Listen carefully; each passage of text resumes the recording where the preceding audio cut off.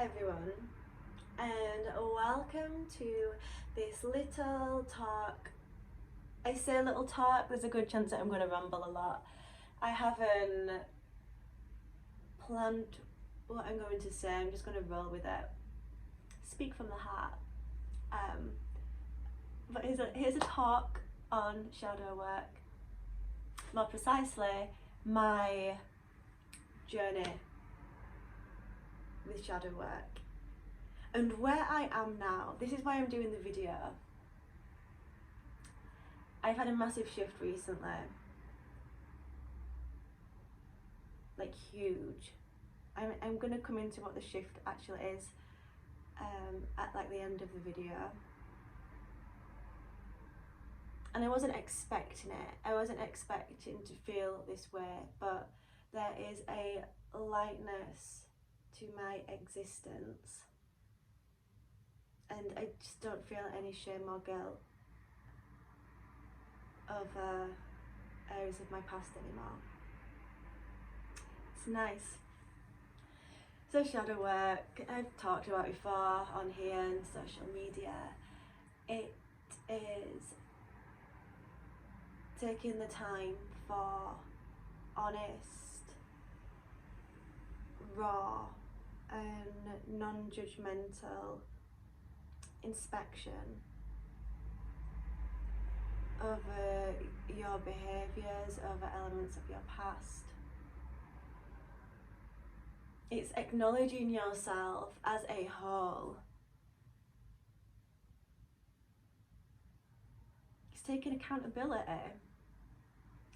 It's shining your light of awareness onto the darker parts of your psyche.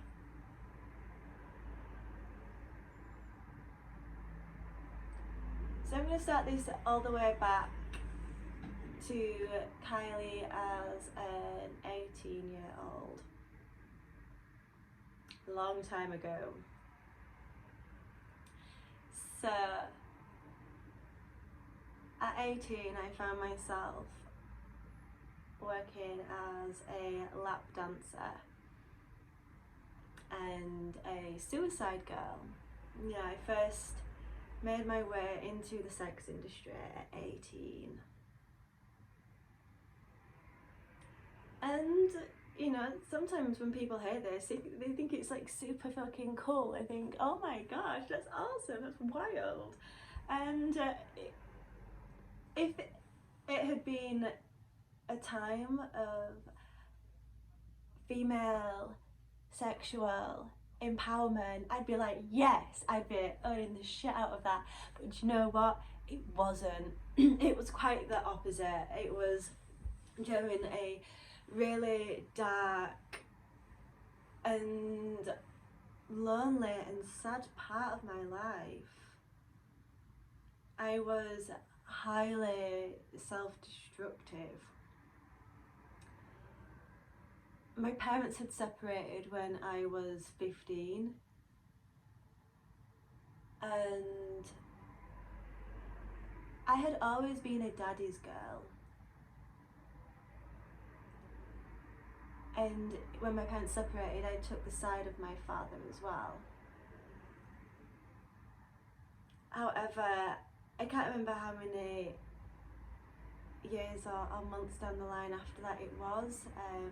I have issues with my memory.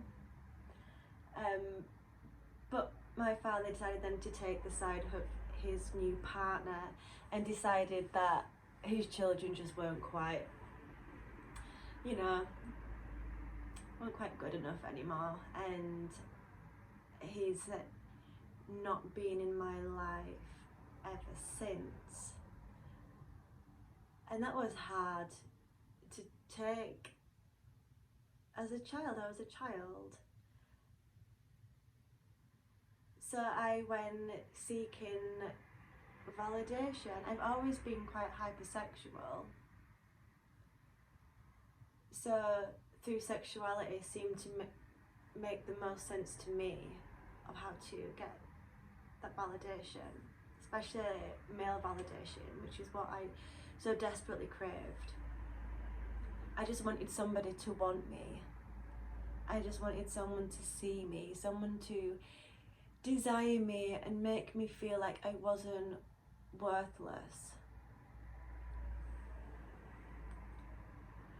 So that's how I got into it. It made the most sense for me at that time. Given my understanding and my knowledge, that's just what happened. And I had no respect for myself. I had a bad eating disorder as well at the time, and that started before my dad left. That probably started when I was about 14, but then during my late teens it really sort of went into overdrive, and I became highly self-destructive. And I just sort of stopped eating and replaced food for drugs and alcohol, basically. And yeah, I had little self-worth. I had no self-worth, none at all. So it was a very dark time of my life, and any exploration that I was doing into kink and BDSM in particular, I was purely submissive back then, and I'm really submissive nowadays, and when I am definitely topping from the bottom. But yeah, my submission back then didn't come from a place of self-inquiry. It was from a sense of just a desire to hurt myself, a desire just to please someone else, a desire just to numb out everything. So my practice back then was nothing like it is today. It wasn't safe, it wasn't sane, and how consensual is something when you're off your face most of the time. So yeah, it wasn't a good time of my life, and this is the part of my life where I met my husband, and that relationship was toxic right from the get-go. We were not a good match. We both helped each other live this sort of state of existence, really. However, I sort of grew up a little bit, and we got married when I was like 23. We got married, and at 24 I had my first child. I'd cleaned myself up by this point. My husband was still probably not quite as ready as what I were. However, the moment that I had a baby, panic completely set in. It's this feeling of being judged. I was 24. I was heavily tattooed. People are instantly going to make assumptions of what I'm like as a person. And then to go alongside that, I had this really dark and sordid past. And I just panicked. I felt so much shame, and there was so much regret about things that I had done, and I was so worried about what people were thinking about me, that Are they thinking that I'm a terrible mother? I'm not going to be a good mum because I'm young and I look a certain way, you know. I was adamant on proving everyone wrong. I wanted to show people that I was going to be a good mum, I was going to do this. So I completely repressed any form of sexuality within myself. And that's just as destructive as what I was doing before. I wasn't being true to who I was. I wasn't being authentic. And, you know, I put on this mask as, you know, mum. And that's how I completely defined myself. And I still am a fucking good mum. But that's all that I was. I'd like moulded myself into this 1950s housewife. I was baking bread every goddamn morning, and I'd be the person to turn up to places with cake. Granted, I still do that now because I like cake. But you know, I just wanted to be this perfect motherly figure so people would accept me as a good mum. Now, however, I don't really give a shit on what people think about me, and that in itself is liberation. Everyone who I meet can make up their own little story about what I'm like as a person, and that is just more of a reflection as them, more reflection of them than what it is of what I truly am. I know I'm a good mum. I know I'm a good person. Those who are closest to me, those who surround me, can also reinstate this fact. That's all that matters to me. I'm doing my best. I'm doing my best for myself, for my children, for my family, for my friends. And that's enough. Everyone else can go suck a fuck if they want to label me in certain ways. But yeah, back then it was a different story. I repressed a lot. I got depressed and it became too much. I lost all sense of identity. It's all I was. I didn't know who I was. I was confused. I was lost. I was so lost. I felt trapped, and towards the end, panic just completely set in. I wasn't acting from a stable place. I wasn't thinking straight or thinking clear. I just needed to get out of the situation that I had gotten myself into, that I had placed myself into. I built my own fucking cage. And I eventually got out, and yeah, things just instantly got lighter and brighter and not as heavy.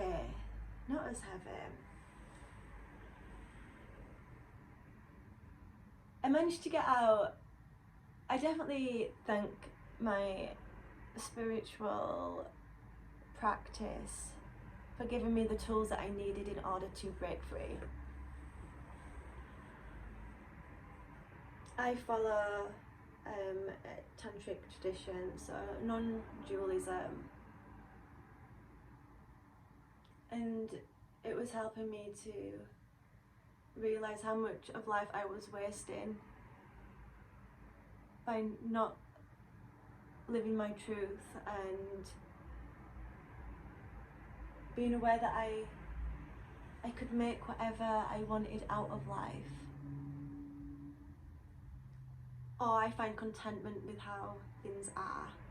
I wasn't content with how things are. I could never be content with how things are because I wasn't being true.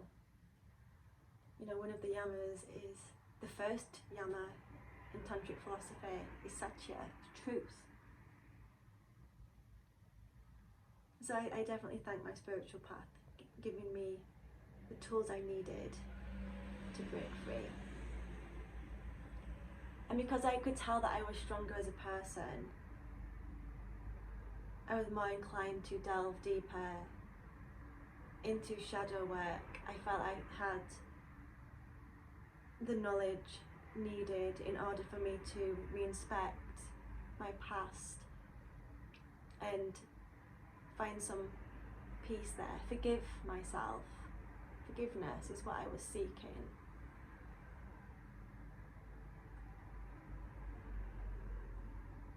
Shadow work started subconsciously,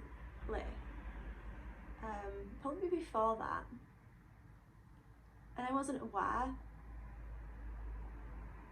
but whilst I was a stay-at-home mum, I needed to keep busy. I needed something for me, and I was a fibre artist at the time.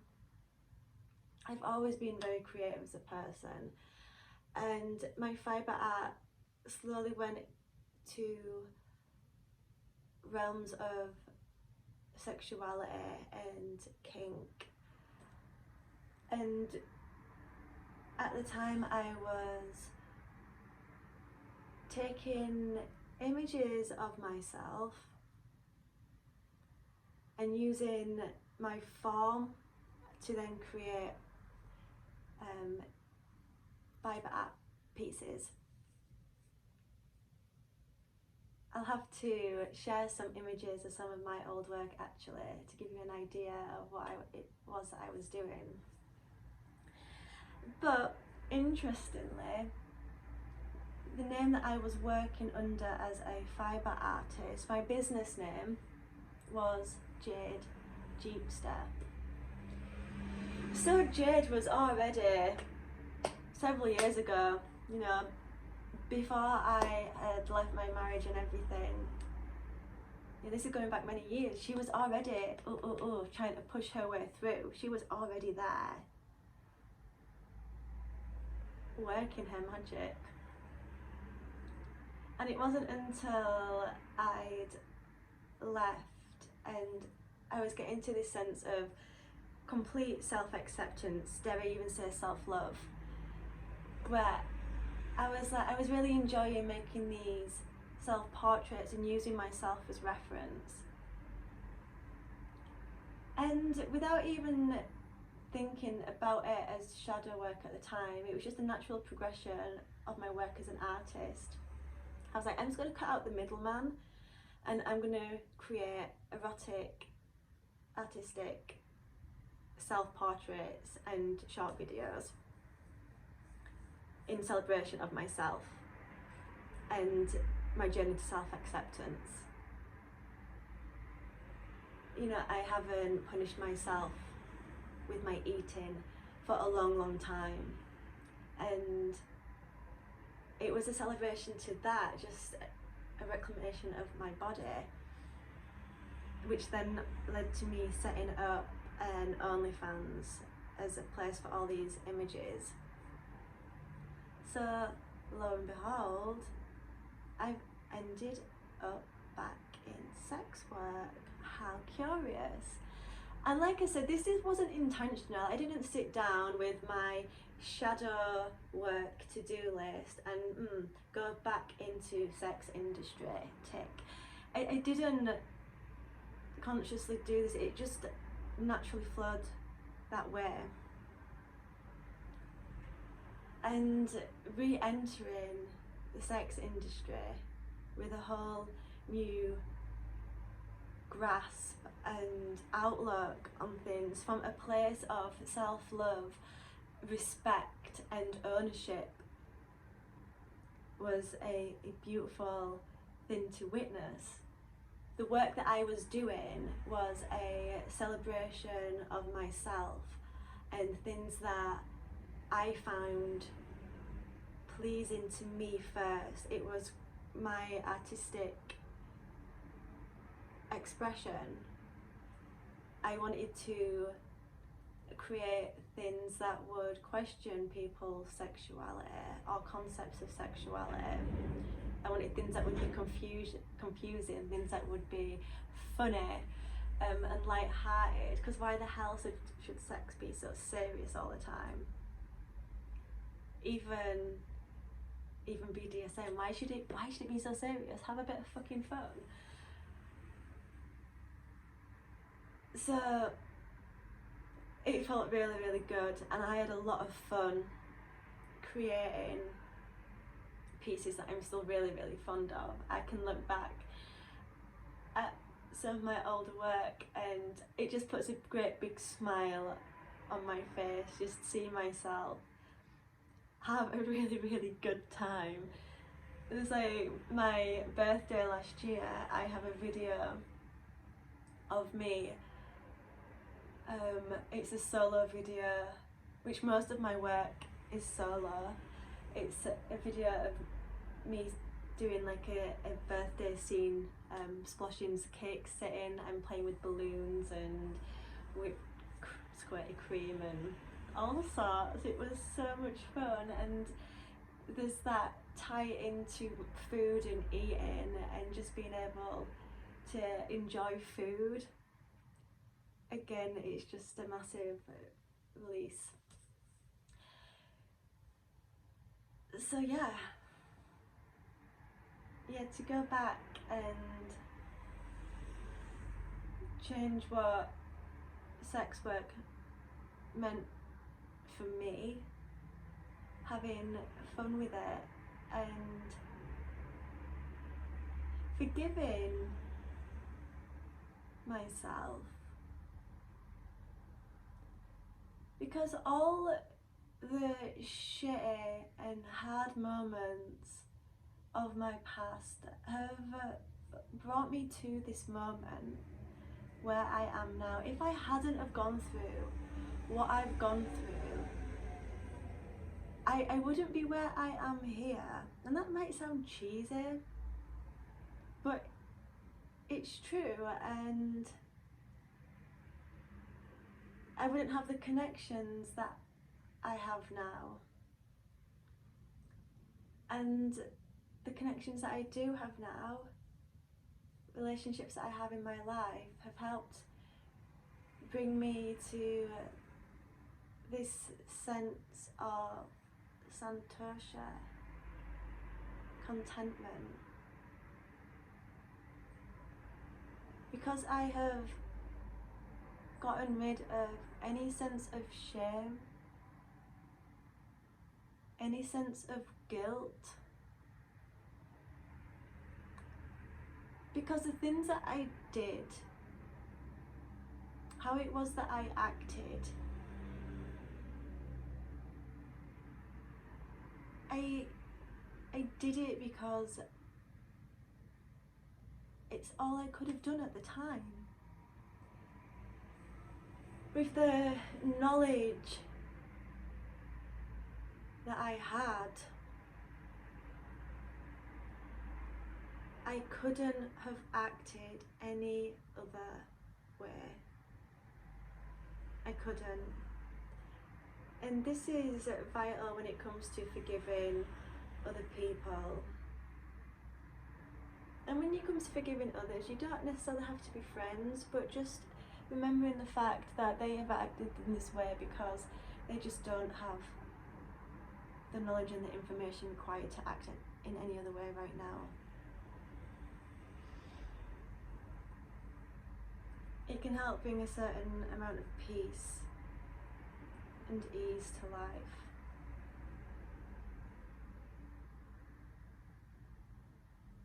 But yeah, being able to just not feel shame hold Kylie of 18 so tenderly in my heart, because she's still a part of me. You know, she's taught me vital lessons.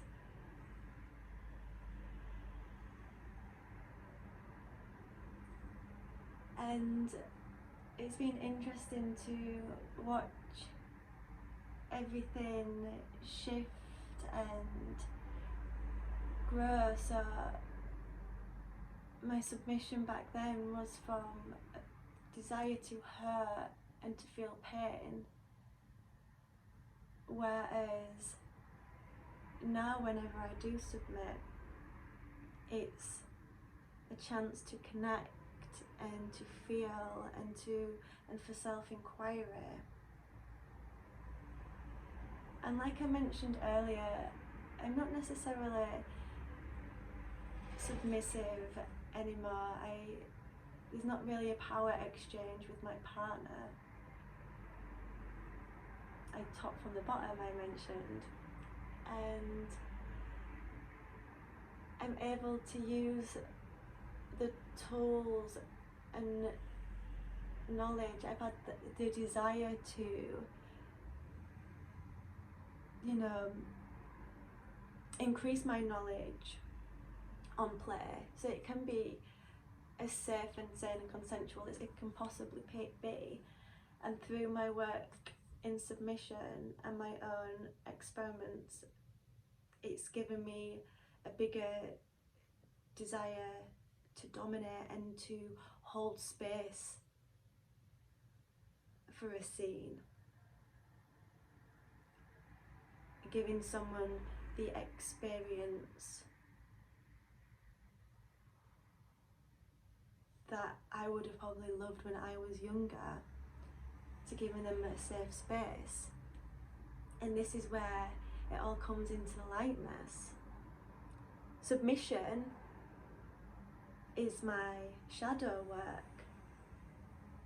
It's reclaiming that submissive and timidness of when I was younger, whereas when I dominate and top, it's almost like light work. It's holding space for others. Oh, so yeah. So my shift, my great big shift. Recently, even with my work as Jade Jeepster, there was still a performative element to it. Even though I was creating art that I wanted to create, it still felt forced at times.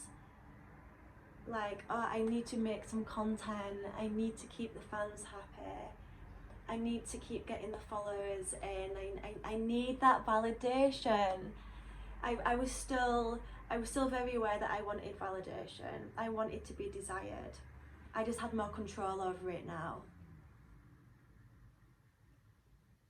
And recently I've noticed that I aren't craving it.